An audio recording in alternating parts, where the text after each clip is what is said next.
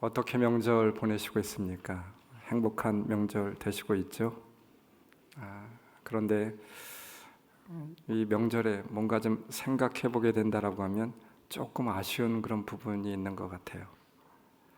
뭔가 부족한 부분이 있는 것 같습니다. 여러분들은 어떻게 생각하시는지 모르겠는데 나는 그렇다 치고 우리의 가족들, 자녀들, 또 친지들은 이 명절에 행복해하고 있는지 한번 생각을 해보았으면 좋겠습니다. 이렇게 좀 아쉽고 부족한 부분이 있는 것은 무엇 때문일까요? 그러나 분명 우리 부모들이 이 명절을 행복한 명절로 만들어야 될 책임이 있습니다. 우리가 아름다운 가정으로 만들 책임이 부모에게 먼저 있습니다. 사랑하는 성도 여러분, 어떻게 하면 우리의 가정을 행복하고 아름다운 그런 가정으로 만들어낼 수 있을까요? 여러분의 가정은 어떠합니까? 오늘 전하는 그런 귀한 하나님의 말씀을 여러분들의 가슴에 그렇게 담으실 수 있는 귀한 이 한 시간이 다 될 수 있기를 주님의 이름으로 축원합니다. 오늘 너무나도 안타까운 아마 성경에 있어서 가장 슬픈 고백이 오늘 이 한 구절의 말씀이 아닐까 싶어요. 아버지 다윗은 참회의 눈물, 회한의 눈물을 흘립니다. 죽음보다도 더 슬픈 고통과 아픔을 느끼게 되죠. 내 아들 압살롬아, 내 아들 압살롬아, 내 아들 압살롬아 이렇게 부르며 쓴 눈물을 흘리고 있습니다. 다윗은 때늦은 후회를 합니다. 그러나 후회도 소용이 없습니다. 성경에 보면 이 아들 다윗의 아들 압살롬은 헤브론에서 낳은 셋째 아들이라고 해요. 그술왕 달메의 딸 마아가의 아들이라고 말하고 있습니다. 근데 이 아들이 처음부터 이렇게 페루나 아들이 아닙니다. 세상에 이런 페루나가 어디 있겠습니까? 우리가 성경을 잘 알고 있잖아요. 이 전의 내용이 어떤 내용인지 잘 알고 있잖아요. 그러나 압살롬이 처음부터 이러한 아들이 아니었습니다. 성경에 보니까 그 아들은 정말 아름다운 아들, 칭찬받는 아들이었다라고 고백하고 있습니다. 저는 발바닥부터 정수리까지 흠이 없었더라 말하고 있어요. 외모만 이야기하고 있는 것이 아닙니다. 다윗과 압살롬으로 이렇게 완전히 나눠지게 되었을 때 여러분 아십니까? 다윗보다도 훨씬 더 많은 이스라엘 백성들이 압살롬을 쫓고 있다라고 하는 것이죠. 압살롬이 처음부터 아버지를 죽이려고 하고 패륜을 저지르는 아들이 아니었습니다. 오히려 반대로 이스라엘 백성들 많은 사람들이 사랑하는 그런 아들이었습니다. 그런 압살롬이 페르나로 바뀌어지게 되었습니다. 이제까지 다윗은 수없이 많은 어려움을 당하였지만 이보다 더 고통스럽고 괴로운 일이 없었습니다. 다윗의 가정은 천국에서 지옥으로 떨어지는 것과 같은 그런 고통을 맛보게 되죠. 무엇이 문제였습니까? 다윗은 부인이 많았다라고 해요. 왜냐하면 나라를 잘 다스리기 위해서 다른 외국의 나라와 정략 결혼을 하게 됩니다. 그래서 하나님을 믿지 않는 그런 부인들이 들어오게 되었고 자녀들이 태어나게 되었습니다. 무려 자녀가 20명이 넘었다라고 말하고 있어요. 그러므로 인하여서 이 가정 가운데 크고 작은 많은 문제들이 있었겠죠. 배다른 형제인 큰형 암논이 이복 누이 다말을 욕보이는 정말 기상천외한 있을 수 없는 그런 일이 그것도 다윗의 가정 가운데 일어나게 되었습니다. 압살롬은 그의 이복형인 암논을 살해하게 되었습니다. 이 사건으로 인하여서 왕궁은 삽시간에 혼란에 빠지게 되었죠. 다윗 왕은 이 모든 이야기를 듣고서 몹시 분개하였다라고 말하고 있습니다. 다윗은 백성들에게 존경받는 왕이었습니다. 그래서 신하들에게 흠이 잡혀서는 안 됩니다. 아마 그렇게 살았는지도 모르겠어요. 통치를 하는 과정에서도 1.1핵도 신하들에게 흠이 잡히고 싶지 않았을지도 모르겠습니다. 아니면 가정에 있어서도 완전한 왕으로 보여져야만 했습니다. 다윗의 가정이 이러한 시정잡배들이나 있을 수 있는 이러한 참혹한 일들이 다윗의 가정에서 일어나서는 결코 안 되는 일이었습니다. 너무 큰 실망과 후회가 들지 않았겠습니까? 혹은 너무 사랑하는 딸에게 씻을 수 없는 큰 상처를 남기게 되었습니다. 그리고 다윗의 뒤를 이을 장자를 잃어버리게 되었죠. 한순간에 불어닥친 이 사건으로 인하여서 다윗은 어떠하였을까요? 너무나도 큰 슬픔, 충격에 빠져 있었습니다. 오늘 말씀 한 구절이 나오고 있는데 사무엘기 13장 31절 이 한 구절이 다윗의 그런 마음을 대변해 주는 그런 말이 아닐까 싶어요. 왕은 자리에서 일어나서 입고 있는 옷을 찢고 땅바닥에 들어 누워 버렸고 그를 모시고 서 있는 신하들도 다 옷을 찢었다. 이 한 구절의 말씀이 당시 다윗의 심정을 대변하는 말이 아닐까 싶습니다. 그동안 왕으로 나라만 다스려 왔지 가정을 돌보지 않았다라고 하는 자괴감으로 아니면 자신에 대한 자책감으로 모든 것을 포기하고 있었습니다. 자신이 받은 상처가 너무나도 커서 다른 사람들을 돌아볼 여유가 없었습니다. 자녀들도 가정도 돌아볼 힘도 없었습니다. 어떻게 수습을 해야 할지 알지 못하였어요. 사무엘기 14장 28절 압살롬은 예루살렘으로 돌아와서 두 해를 지냈는데도 왕의 얼굴을 한 번도 뵙지 못하였다. 그리고 나서 수년이 지나가게 됩니다. 이 압살롬은 자신의 죄를 고백하며 참여하며 아버지 앞에 나가서 용서를 구하고 싶었습니다. 그럼에도 불구하고 다윗은 만나주지도 않았어요. 얼굴도 쳐다보지도 않고 이 아들을 방치하게 됩니다. 그 일로 인하여서 더 참혹한 일들이 벌어지게 되었죠. 그뿐이었습니까? 가장 고통과 아픔을 당하고 있는 그 다말은 어찌하렵니까? 이 딸에게도 아무 조치도 취하지 않았어요. 성경에 나와 있는 말씀이 하나도 없어요. 무관심으로 방치해버렸습니다. 여러분, 우리가 다윗의 가정을 통하여 배우고 알아야 될 것이 여기 있지 않을까요? 왜 이렇게 아픈 가정이 되었습니까? 무관심이 문제였습니다. 일찍이 다윗이 가정에 관심이 있었다라고 하면, 자녀들에게 조그마한 관심이 있었다라고 하면 문제가 이렇게 커지지는 않았을 것입니다. 관심이 있는 만큼 보여지는 것이 있겠죠. 사랑은 관심으로부터 시작된다라고 하잖아요. 다윗은 사건이 벌어지기 전에도 그리고 사건이 발생한 이후에도 무관심으로 일관을 합니다. 관심을 주지 않고 가정을, 자녀를 그대로 방치해버렸습니다. 너에게 필요한 것은 무엇인지, 무엇에 아파하고 있는지 관심을 가질 때 우리는 거기로부터 문제를 풀 수 있는 그런 시작이 되는 것이 아니겠습니까? 흔히들 사람들은 이렇게 이야기해요. 살기에도 바쁜 세상이라고. 나 자신을 추스르는 것도 사실 어렵습니다. 제가 나이가 먹어서 아버지가 됐음에도 불구하고 때때로 이런 생각이 들 때도 있습니다. 그러다 보니 누구를 돌아볼 여유가 없어요. 그뿐입니까? 가정에서든 공동체에서든 나만 관심을 받기 원하는 어린아이와 같은 미성숙한 모습이 우리들에게 있습니다. 여러분, 그렇다 할지라도 우리보다도 더 연약한 이들이 있지 않을까요? 도움이 필요한 자들이 있습니다. 우리는 공동체를 이루고 살고 있습니다. 가정이라고 하는 공동체, 교회라고 하는 공동체, 그뿐입니까? 우리가 속해 있는 그런 공동체들이 있죠. 나에게 관심을 가져주기를 원하는 것처럼 다른 이들도 바로 관심이 필요합니다. 그들도 관심을 받기를 원하고 있습니다. 요즘 많이 우리가 시청하고 있는 오은영의 금쪽 상담소, 여러분들 잘 보시고 계시죠? 여러분, 모든 솔루션, 오은영 박사의 모든 솔루션은 무엇입니까? 한마디로 정의한다라고 하면 관심입니다. 자녀들에게 제발 관심을 좀 가지세요. 가정에 제발 관심을 가지세요. 관심이었어요. 무엇을 원하는지, 왜 상처를 받았는지, 무엇이 문제인지 관심이 있으면 보이게 되고 관심으로부터 문제 해결을 풀 수 있는 그런 시작이 비롯되는 것이죠. 여러분, 이런 말이 있습니다. 식물은 물을 먹고 사는 것이 아니라 관심을 먹고 자란다고. 식물들도 관심이 필요합니다. 동물들도 마찬가지겠죠. 관심을 갖고 있는 사람을 잘 따릅니다. 제가 보니까 그래요. 하물며 우리의 자녀들은 어떠합니까? 밥을 먹고 살아가는 것이 아니에요. 밥을 먹고 성장하는 것이 아닙니다. 부모의 관심을 먹고 성장하게 되는 것이죠. 명절에 불평불만이 있고 갈등이 있었던 것은 다른 무엇이 아니었습니다. 조그만한 관심도 찾아지지 않았어요. 힘들지, 고생했지, 당신 불편했겠구나.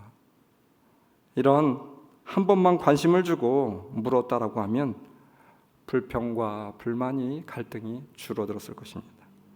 항상 나에게 관심을 가져주기를 원하였지 너에게 관심을 주지는 못하였어요. 어느 목사님이 자신의 아버지를, 다른 곳에서 사셨는데 자신의 아버지를 모시게 되는 3주 동안 모셨던 그런 경험이 있었다라고 이야기해요. 그런데 참 아버지를 모시면서 참 많은 깨달음을 받았다고 합니다. 무엇보다도 놀랍고 부끄러웠던 것은 자신이 아버지를 너무나도 몰랐다라고 하는 사실이었어요. 그분은 57년 동안 나의 아버지였습니다. 언제나 아버지의 자리를 든든히 잘 지켰던 아버지였죠. 어릴 때 학교에서 가장 존경하는 분이 누구냐라고 하는 칸에 늘 나의 아버지라고 그렇게 쓰게 되었습니다. 그런데 이제 와서 가까이서 지내고 모시다 보니까 자신이 아버지에 대해서 아는 것이 별로 없었다라고 하는 거예요. 아버지가 뭘 좋아하시는지, 무슨 생각을 하고 있는지, 아버지의 꿈은 무엇인지, 무슨 음식을 제일 좋아하시는지 아는 것이 정말 너무나도 없었습니다. 어디가 불편하신지, 왜 언짢아 하시는지. 자라는 동안 어머니와는 소통이 많았는데 아버지와는 별 소통이 없었습니다. 문제가 생길 때만 무릎 꿇고 꾸중을 듣는 정도였어요. 엄한 아버지였기에 가급적 부딪히는 것을 피하고 살았습니다.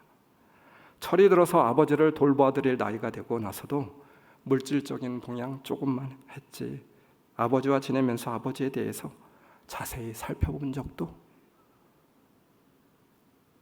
아버지의 관심을 준 적도 별로 없었습니다.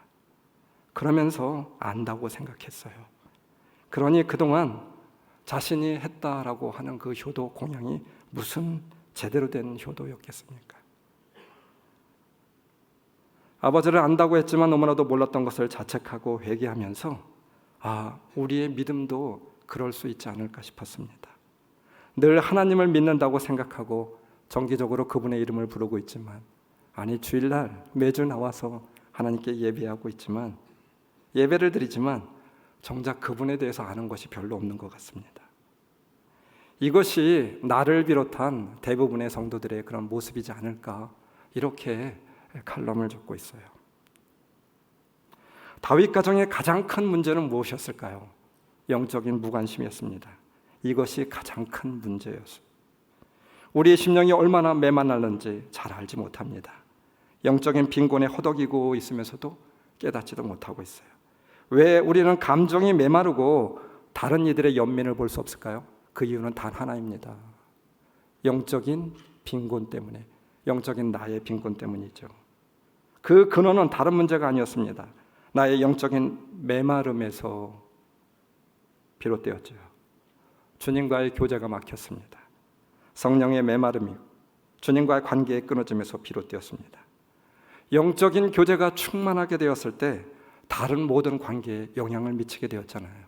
그러나 반대로 주님과의 교제가 다 끊어지게 되었을 때 모든 삶이 메마르고 있습니다. 메말라졌습니다. 식물이 가시가 되는 것은 수분이 공급받지 못하기 때문이다라고 하는 말이 있습니다. 사막으로 갈수록 잎사귀가 가시로 바뀌어지게 되잖아요. 그래서 바람이 불면 자신도 찌르고 다른 이도 찌르고 상처를 주고 찌르게 되는 것이죠.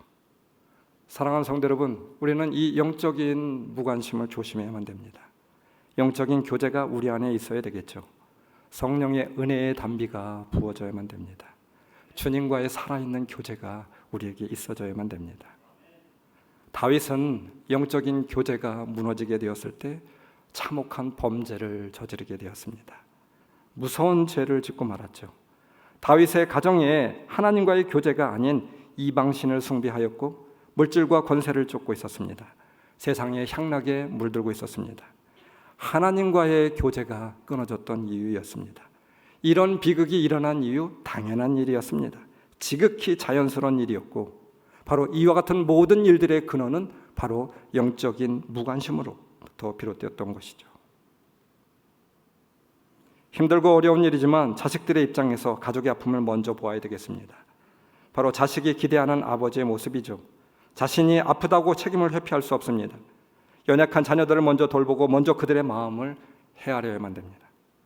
그러나 여러분, 아버지의 가장 큰 책임의 방기, 이것은 무엇입니까? 바로 자녀들이 하나님 앞에 말씀으로 서서 하나님만 붙들고 살아갈 수 있도록 하지 못한 죄, 이것이 가장 다윗의 큰 죄였습니다. 주님을 붙들고 세상 모든 것을 잃어도 주님 한 분만으로 족하다는 신앙을 갖게 하는 것에 대한 책임의 방기, 이것이 가장 큰 문제였죠. 자신의 신앙을 자녀들에게 가르쳐주지 못한 영적인 무관심, 이것이 바로 다윗의 가장 큰 잘못이었습니다. 악한 일이었어요. 이 일 때문에 다윗의 가정에 참으로 비극적인 일들이 일어나게 되었습니다. 결국 씻을 수 없는 상처를 남길 수밖에 없었고, 결국 그 사랑스러운 아들은 페류나가 되고 죽고 말았습니다. 여러분, 우리의 가정은 어떠합니까? 이 영적인 무관심을 우리는 조심해야만 됩니다. 우리의 가정은 하나님 앞에 바로 서 있습니까? 하나님을 알고 있는 자녀들, 교제가 충만한 자녀들이 되어지고 있습니까? 우리의 책임의 방기는 과연 무엇입니까? 오늘 영상의 5억 원보다도 더 중요한 것이 있지 않을까요? 가장 귀한 나의 믿음의 유산을 우리 자녀들에게 물려주어야 되는, 그것이 바로 우리의 꿈이 되어야 되지 않을까요? 깨어 있어야만 됩니다. 영적으로 깨어 있는 자, 주님과의 살아있는 교제 아래에서만 우리의 가정은 바로 설 수 있어요. 거기에 행복한 가정이 될 수 있음을 기억할 수 있는 여러분들이 다 될 수 있기를 주님의 이름으로 축원합니다. 두 번째, 나 중심적인 사고를 탈피해야만 됩니다. 늘 나 중심적으로 생각하였습니다. 나 위주로 살고 있기 때문에 그래서 다른 이들의 생각과 마음을 우리는 헤아리고 볼 수가 없었습니다. 다윗은 그 고통 가운데 10분 이해가 되지만 자신만 보게 되었습니다. 자신의 체면과 지위, 자신의 아픔, 자신의 고통, 자식들과 아내의 아픔과 고통을 헤아리지 않았습니다. 여러분, 그 사람을 이해하기 위해서는 그 사람의 입장과 관점으로 보아야 되겠죠. 인디언 속담에 이런 말이 있습니다. 그 사람의 인지 구조를 이해하려면, 행동 양식을 이해하려면 그 사람의 신을 신고 1마일을 가보십시오. 이런 말이 있잖아요. 남의 신을 신고서 1마일을 간다라고 하는 것이 좀처럼 쉽지 않아요. 그러나 남의 신을 신고 1마일을 가게 된다라고 하면 그 사람의 행동이 조금은 이해될 수 있다라고 하는 말이 아닐까요? 그렇습니다. 각자가 가지고 있는 처지와 형편이 틀립니다. 생각하는 것도 다릅니다.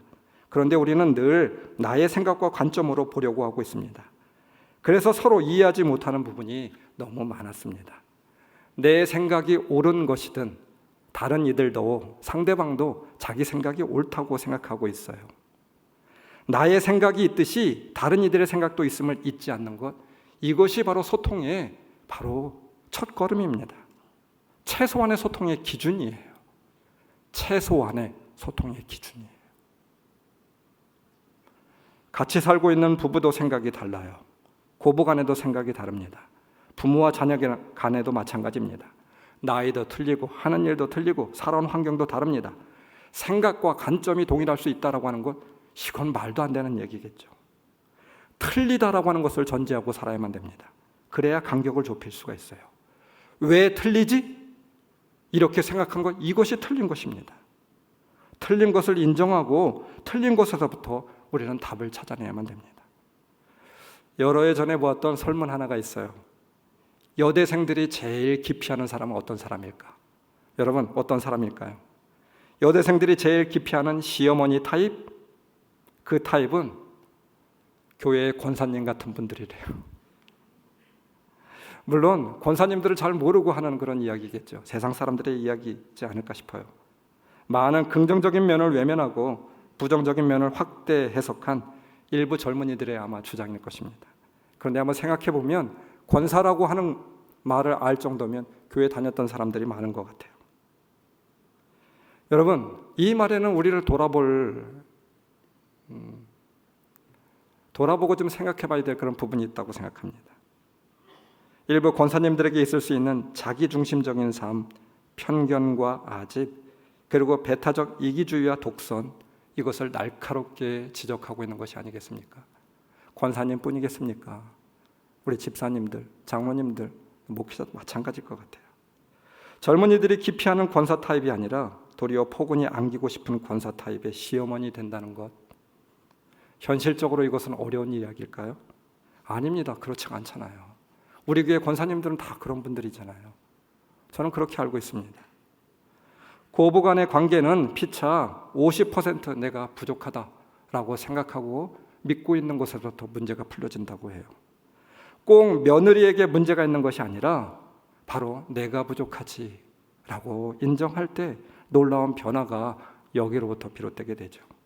즉 시어머니는 며느리보다 내가 나이를 더 먹었으니 이해해야지 생각하는 지혜입니다. 동시에 며느리는 시어머님의 연세가 되면 나도 그럴 수가 있겠지. 서로의 입장을 바꿔 생각하는 지혜와 여유가 필요해요. 즉 내가 시어머니를 잘 모시지 못하면서 어떻게 나의 올케가 우리 친정엄마에게 잘할 수 있겠어? 이와 같은 마음으로 시어머니를 모실 때 나의 삶의 자세를 수정해 볼 수 있지 않을까요? 고부간의 갈등을 해결할 수 있는 방법은 나 중심의 사고에서 탈피하여서 너 중심으로 이해를 옮겨가는 것입니다. 시어머니가 생각하는 것이 다르고 며느리가 생각하는 것이 다른데 수십 년간의 세대 차이가 있는데 사는 방식이 다른데 우리는 인정하려 들지 않아요. 여러분, 그래서 우리는 맞출 수도 없었고 맞춰지도 않았습니다. 맞춰진다고 하면 그것은 기적이죠. 그렇지 않겠습니까? 자신의 생각만을 고집하니까 섭섭하고 대화가 되지 않고 서로 간에 불신이 쌓여지고 있습니다. 주님은 말씀하셨어요.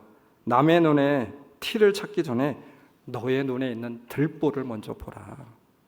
나의 잘못은 나의 들보는 보지 못하고 항상 다른 사람의 티를 찾아내려고 우리는 혈안이 되었습니다. 먼저 나의 들보를 봐야 되겠죠. 가정에서도 부모와 자녀 간에도 마찬가지입니다. 배우자 간에도 마찬가지입니다. 우리는 늘 비판의 잣대를 항상 다른 이에게 먼저 들이대고 있었습니다. 나 중심적인 가치를 버려야만 됩니다. 나에게서 너에게로 생각과 관점을 옮길 때에만 우리는 평행선을 줄여갈 수 있어요. 휘파쿠에테, 신앙적인 용어입니다. 네 밑에서 듣는다라고 하는 말입니다. 너의 밑에서 듣는 훈련이라고 하는 말입니다. 내 생각, 내 가치를 내려놓고 너의 생각과 가치로 보려고 우리는 노력해야 되겠죠. 사람들은 가끔 말합니다. 코드가 맞아야지. 코드가 맞아야 살 수 있지. 여러분, 서로 코드가 맞지 않는 사람들이 함께 사는 것은 정말 힘든 일이에요. 그러나 생각해 보십시오. 세상에 코드가 나와 딱 맞는 사람이 있을까요? 그런 사람 한 사람도 없어요. 물어보십시오. 50년을 산 부부도 나와 코드가 딱 맞지 않아요. 그런데 서로들 말합니다. 나한테 맞춰? 서로 맞추라고. 누가 누구에게 맞춰야 될까요? 그래야지 행복한 가정이 될까요? 방법이 있어요. 인간적인 코드가 아니라 신적인 코드입니다. 하나님께로 코드를 통일하는 것이죠. 주파수를 하나님께 통일하는 것입니다. 내가 기준이 되는 것이 아니라 하나님이 기준이 되도록 하는 것이죠.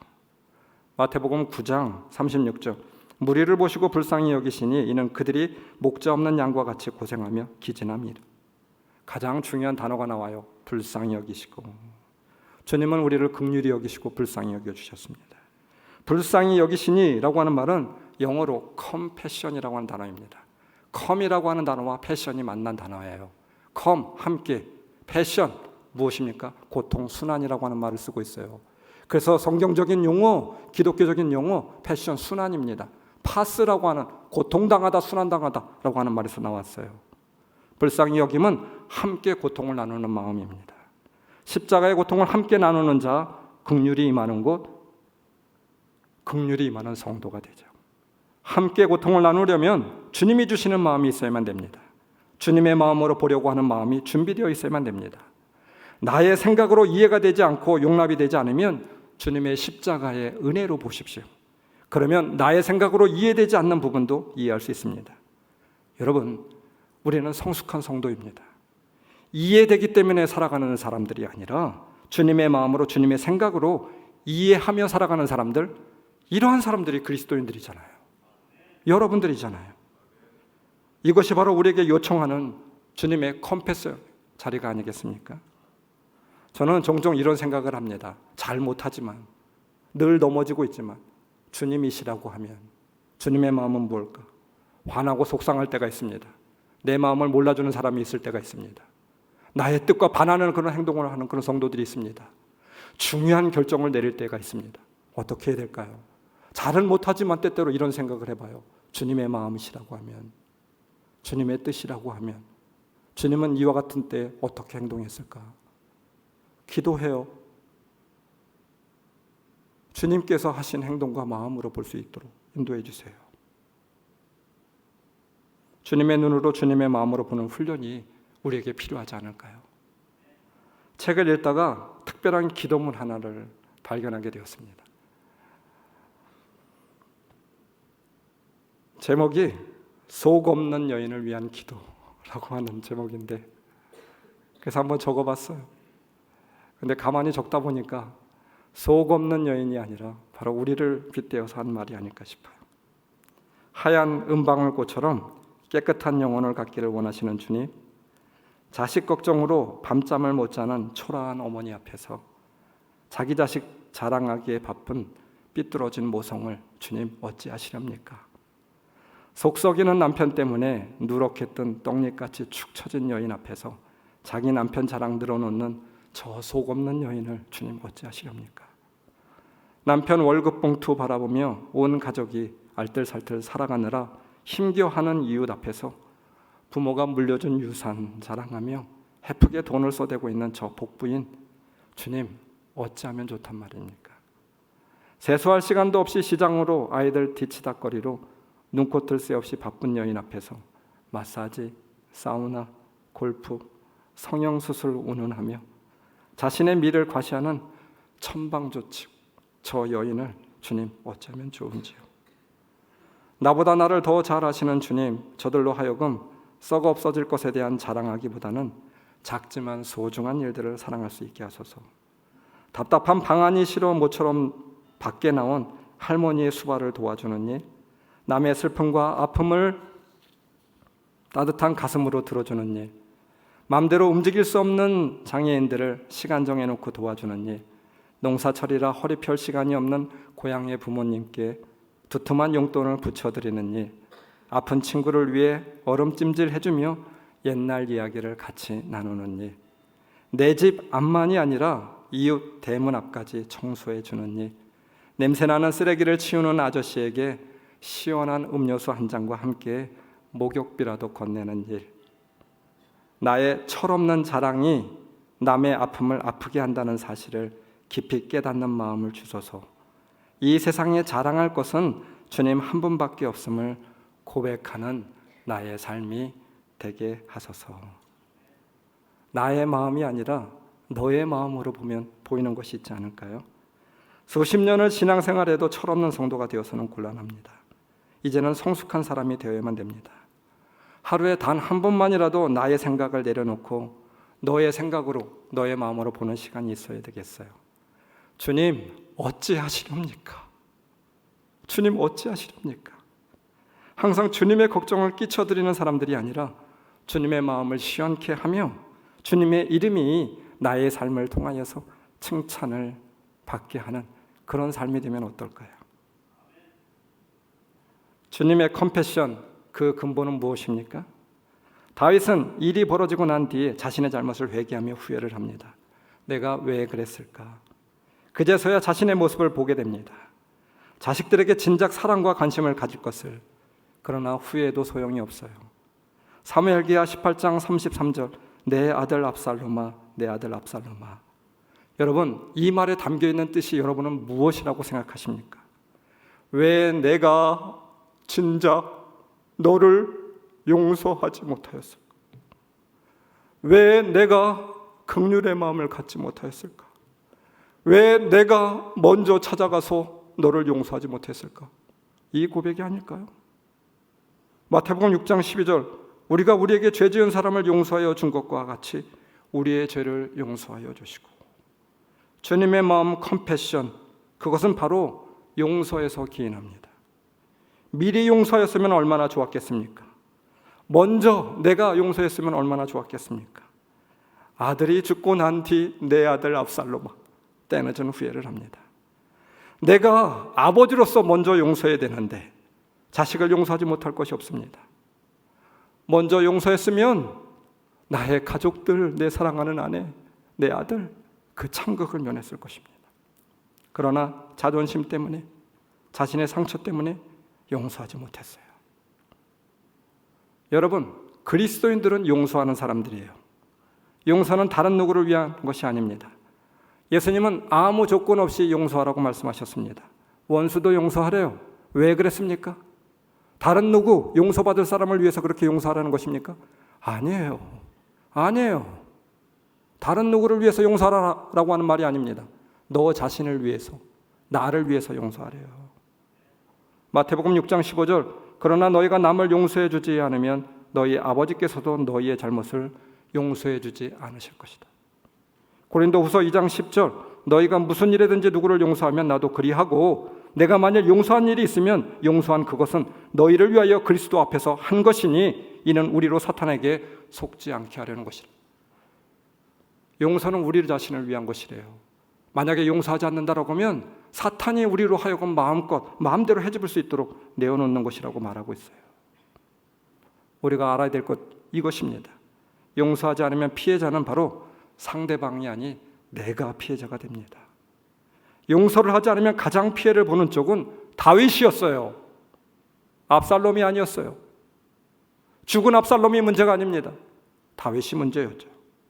성경은 그것을 우리들에게 고발하고 말해주고 있는 것이 아니겠습니까? 결국 피해자는 용서를 구해야 하는 상대방이 아니라 내가 피해자가 되는 것이죠. 코리 텐 붐이라고 하는 여사가 있어요. 2차 세계대전에서 살아남은 자입니다. 죽음의 수용소에서 그는 너무나도 많은 창극을 보게 되었습니다. 여인으로서 말할 수 없는 그런 수치와 모욕을 당하게 되었습니다.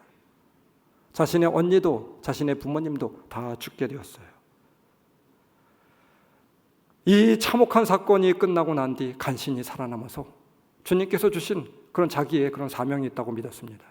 그래서 독일 전역 마을 방방곡곡을 찾아다니며 복음을 전하게 되었죠. 어느 날 독일의 한 마을에 가서 복음을 전하였습니다. 설교가 끝나고 많은 사람들이 이 코리 여사와 인사하기 위해서 기다리고 있었습니다.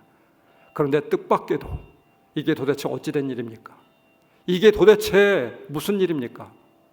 자신을 그렇게 수치스럽게 하였고 자신에게 모욕을 주었고 여인으로서 참을 수 없는 그와 같은 비극을 안겨준 사람이 바로 자신의 눈앞에 있었습니다. 용서할 수가 없었어요. 자신의 언니도 이 사람 때문에 죽게 되었습니다.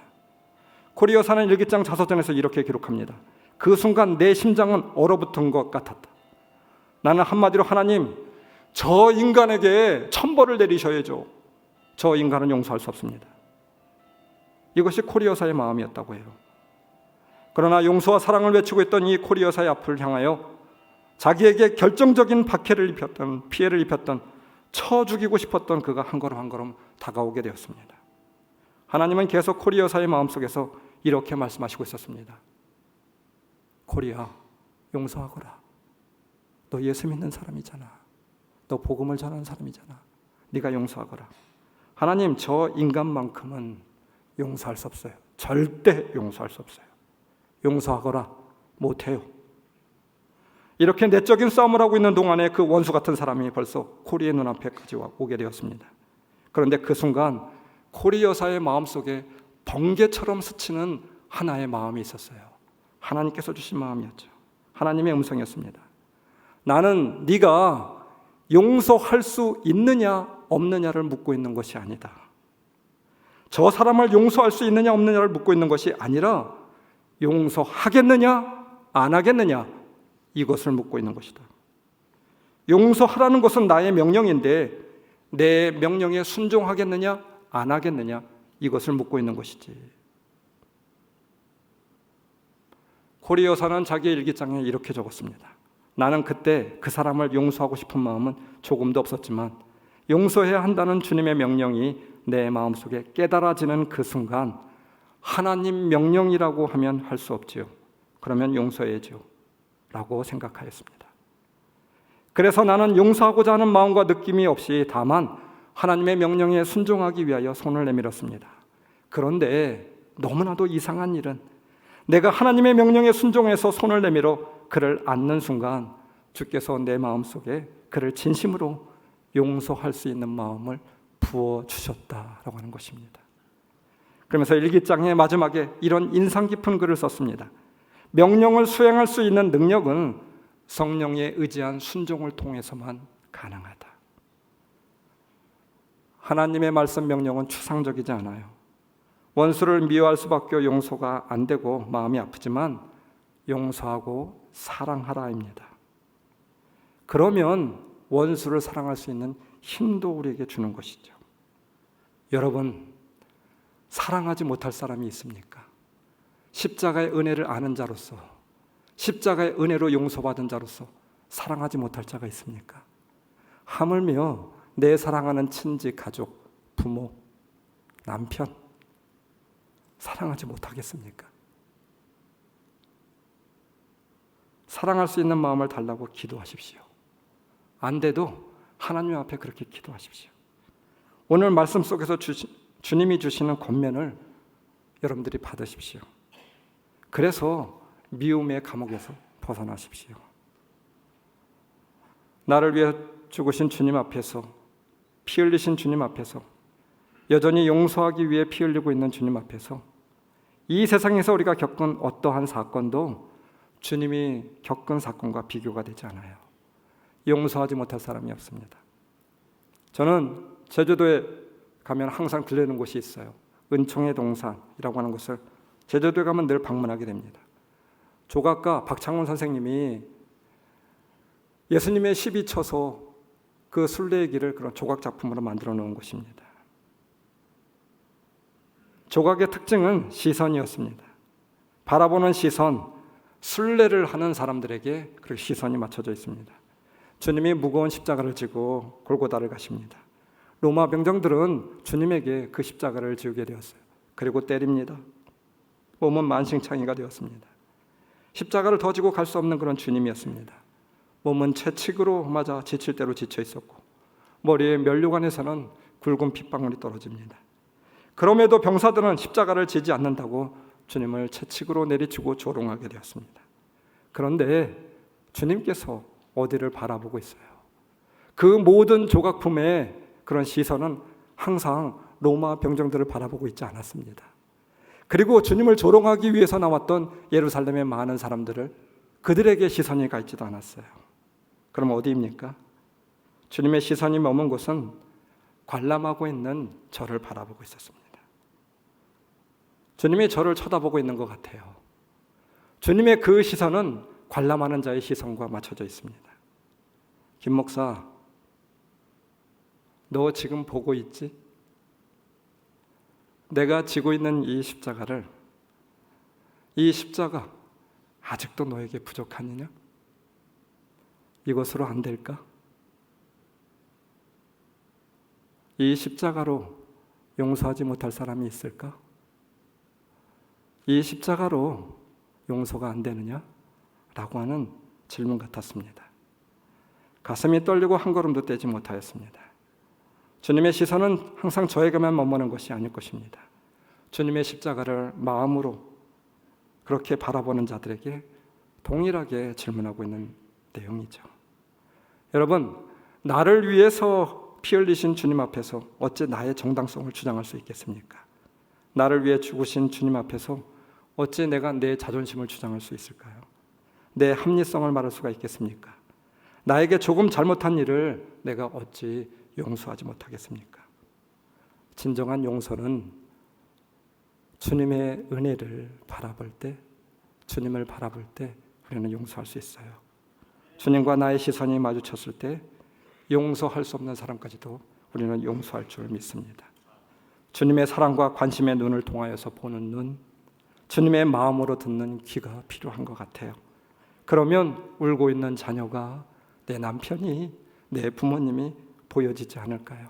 사랑하는 성도 여러분, 우리 가정 가운데 주님의 마음으로 여러분들이 먼저 용서하십시오. 우리 그리스도인들은 행동으로 말하는 사람임을 잊지 않을 수 있는 여러분들이 되시길 주님의 이름으로 축원합니다. 이번 명절에 조그마한 감동을 전했으면 좋겠습니다. 물질로 감동을 주는 것이 아니라 마음으로, 관심과 사랑으로, 용서로 그들의 마음을 헤아리고 품을 수 있는 여러분들이 다 될 수 있기를 주님의 이름으로 축원합니다. 말씀을 기억하시면서 우리 통성으로 기도합시다.